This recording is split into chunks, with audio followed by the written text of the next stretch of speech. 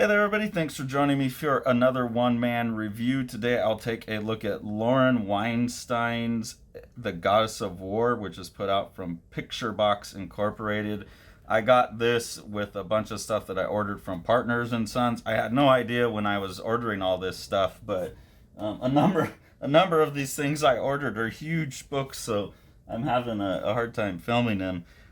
This book, when you look at the cover, it looks pretty like high school fantasy art type of thing. But when I saw some of the previews of the art inside, I thought I actually kind of like this. This looks pretty good.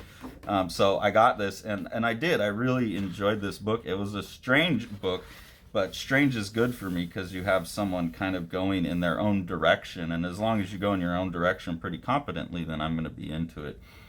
So you get this opening here, the interdimensional portal for time travel, space, Nebulon, Universe Eater. You kind of get this map of like Valhalla, the mythology of this world. There's Earth, the goddess of war has her own planet. So we're following this main character, the goddess of war. And it's a kind of a strange book in the way that it plays out. But we get to meet her in her head cave, home of the goddess of war. She has a dog, Fafnir, and then there's I think it's an AI or it's a brain somewhere else in the universe. Maybe we go back to the map, but there's a brain somewhere else around here. Here it is. It's floating over here. It's called Brainstein, but somehow it's like communicating to her and almost like controlling. And you see her hideout here. I really like that there's these more complex pencil drawings that then get put in with like this two-tone ink production here, black, and then this kind of, I don't know, like greenish grayish color that is through most of the comic parts. So this Brainstein character is kind of giving her missions or whatever. Then you find out a little bit about the character's history here. She is the last Valkyrie, and thus she becomes the 20th century goddess of war. So I'm kind of talking about the history of war in the 20th century a little bit with this story. Again, I really like how there's all this comic stuff, and there'll be these big pencil illustrations fitting in. I think that adds some, I don't know, sense of the fantastic to it. But also, it sits really well with this. You can see this style translating to this just as the tools change.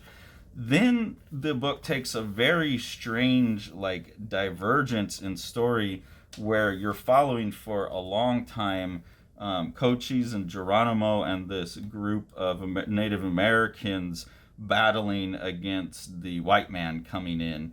And the what I took away is that this is like, here you get to see the goddess of war. She's kind of like engaging with this and spurring it on and like interested in it as a war and as a series. I think that that's what they're, if this is an ongoing series, which I get the sense it is, it's going to show this character, like the character is a way for them to explore many different conflicts that they're interested in, and they can character develop from actual like historical events, which is an interesting, if that's what's going on, it's an interesting idea. But it did take a strange turn when it picked this one particular, like battle between the Native Americans and the like wagon train people. I didn't quite get why that was the choice of where to start, but it doesn't really matter to me. Then you get this scene where some of how she's influencing it is she's having like a sexual encounter with I believe, Cochise. And here just really you can see some of the compositional fun that is being had in certain areas of the book, as he has like an almost psychedelic experience with this goddess character, a sexually psychedelic experience. He flows through this, and just the layout of like pages like this can get real messy to read, but the lettering, the flow of the lettering, how it leads you through in like this loop, just all real expertly done comics. Love that kind of stuff. And I like that this thing is so huge. I mean, it's like across, it's larger than my forearm and hand put together. it allows the artist to play like this in a less cramped space and have a lot of room. It's almost like just getting the artist edition as the actual product, except obviously it's been adjusted and stuff, but it's like that size of a book. And then you get this really cool part where at the end, she's taking off towards like the edge of the universe here, and obviously this is going to lead to the next installment. It's left on a cliffhanger here.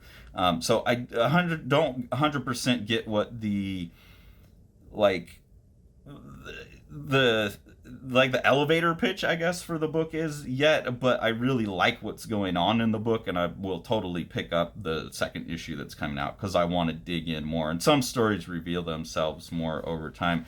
I also think by the time a second book gets done, it will give me a reason to come back and read them both back to back, and I think I'll get a bigger picture of the universe. But this is a really cool, like, I can't call it little, this is a really cool, huge project by Lauren Weinstein, and it really feels like a passion project. It really feels like someone doing exactly what they want to do, and I think, you know, that's it's done very well already. And I do think any of the lack of polish in the artwork, if this is, you know, some of it I actually like, the quickness and the roughness is part of it. That's what communicates so well.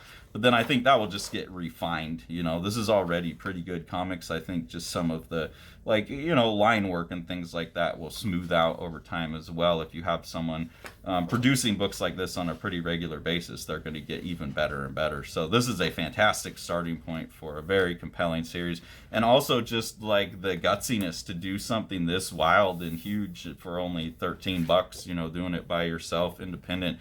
I think this is really cool. So go grab yourself a copy. Pretty cool book to be getting for $13. I got it from Partners and Sons, so I'm sure you'd be able to find copies there as well. The Exile by Eric Creek is a gorgeously illustrated Viking saga of revenge. Eric Creek calls it his Viking Western. It's about a guy who's been away on the warpath and is returning home to some family troubles that have to be resolved.